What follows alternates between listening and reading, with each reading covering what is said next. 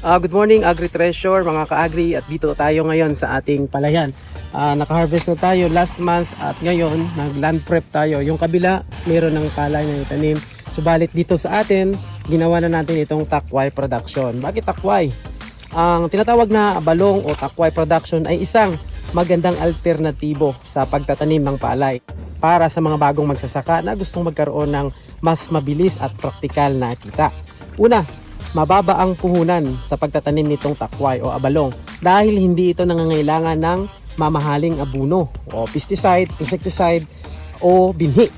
Isa itong likas na tanim na madaling tumubo kahit sa mabasa o lapukang lupa. Pangalawa, mga ka-agri, madali itong alagaan. Hindi mo na kailangan ng malawak na irrigation o patubig o mabigat na makinarya tulad sa palay. Isa pa, mas mabilis ang balik puhunan nito o return of investment dahil maaari itong anihin sa loob lamang ng 2 o 3 buwan. Samantalang ang palay naman ay umaabot sa 4 hanggang 5 buwan bago maani. Ibig sabihin mga ka-agri, mas madalas ang makapag-ani at tuloy-tuloy ang kita.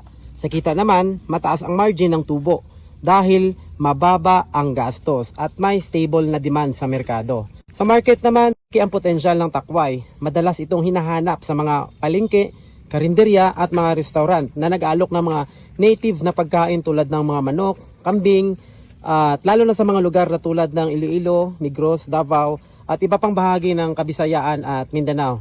Very popular kasi ito sa Ilonggo na mga putahe na tinatawag o delicacy. At maaari rin itong ibenta sa mga bagsakan markets o direkta sa mga consumer na naghahanap ng sariwa at local na produkto.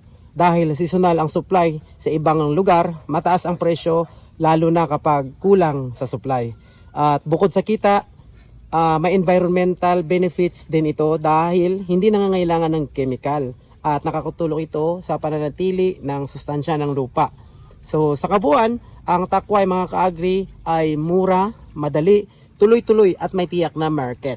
Isang magandang oportunidad ito para sa mga bagong planters na gustong kumita habang pinapanatili ang likas na yaman ng lupa. So please subscribe sa ating channel Agri-Treasure para marami po kaming isi-share na mga videos regarding sa farm production. Maraming salamat po and God bless as always.